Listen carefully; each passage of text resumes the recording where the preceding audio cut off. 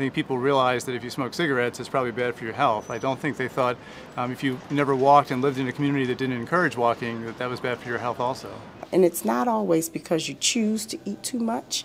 It's not always because you choose not to do particular things from an individual perspective, but it's because of some of the availability of things in your community. But perhaps embedded in all of this is a tremendous opportunity to create communities where we can walk, where we can connect with each other, perhaps where we can grow our own food.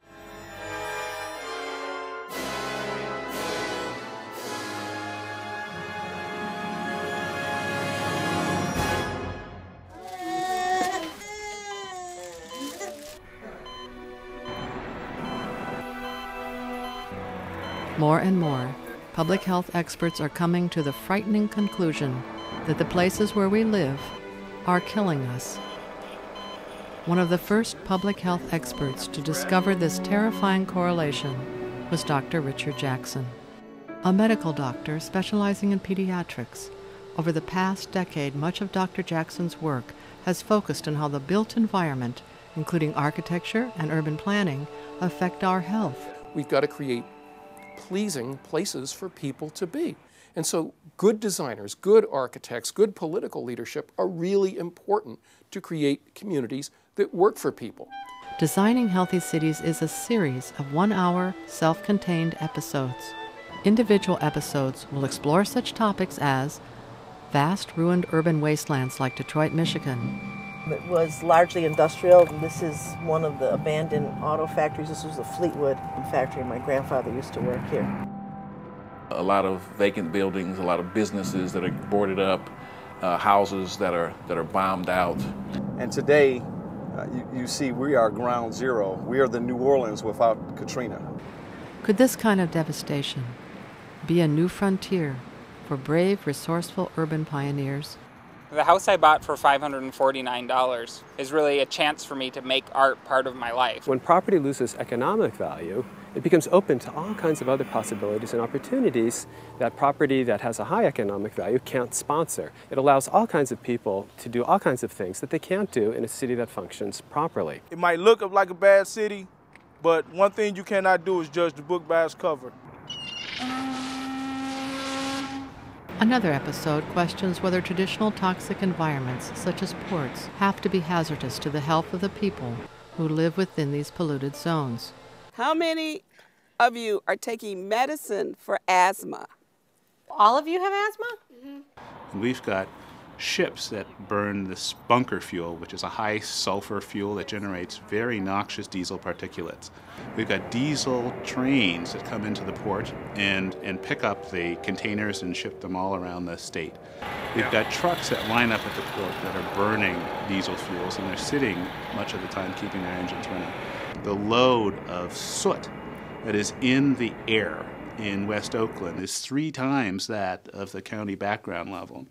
And the disease rate is overwhelmingly concentrated in these areas in heart disease, asthma, cancer, and other forms of chronic lung disease.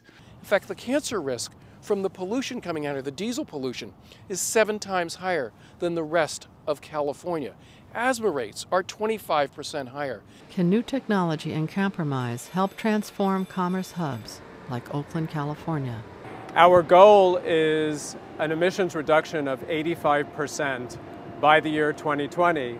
Issues of health and design are not limited to large urban areas. In mid- and small-town America, shifting economic opportunities and big-box retail contribute to the death of many once vibrant historic downtowns and main streets. As a country, forgotten how great civilizations, communities, and neighborhoods work. So there's a reason why the butcher, the baker, and the candlestick maker live near each other. It makes sense. They can run into each other on the corner. They can walk to work or see their family at lunchtime because they're on foot and not behind the wheel of a car stuck in traffic. In our episode, Retrofitting Suburbia, Dr. Jackson explores in detail the effects of post-World War II suburban sprawl and the vast suburban shopping malls that contributed to the death of many a downtown city. Today, rising transportation costs, changing demographics, and shifts in our economy contribute to the suburbs and gigantic malls themselves imploding.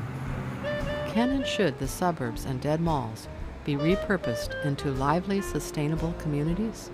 We need to be just as critical and creative in redeveloping and reimagining our suburbs as we have been with our cities. Another of the many topics Designing Healthy Cities will explore are transportation issues, such as designing communities around public transportation, making cities more walkable and bike-friendly. From the moment I leave my house to the moment I arrive at my office, I don't have to hit one stop sign, one red light. I have a direct bike route that gets me to work faster than a car. Our last episode explores attempts in the past and present to create ideal communities in which health and design were or are perfectly balanced. Completed in 1960 as part of Detroit's controversial urban renewal program, the inspired collaboration of strong personalities that included the famed and infamous architect Ludwig Mies van der Rohe resulted in the 13-acre diverse income community of Lafayette Park. Growing up here as a child, you could just run anywhere, and people had the eyes on the street.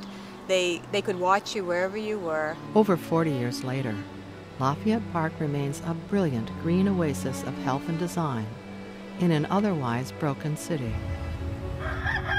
In rural Illinois, the planned development of Prairie Crossing centers around an organic farm in which residents are encouraged to help out with the chores. We started with the farm because Vicki said this would be a key to the community. It could be its heart. She was absolutely right. The small town of Roseto, Pennsylvania, was the subject of an extensive medical study that linked the residents' good health with their strong ties to community. We've got to fix America so it works for our children. And if it works for our children, it's going to work for our elderly, and it's going to work for everyone in between.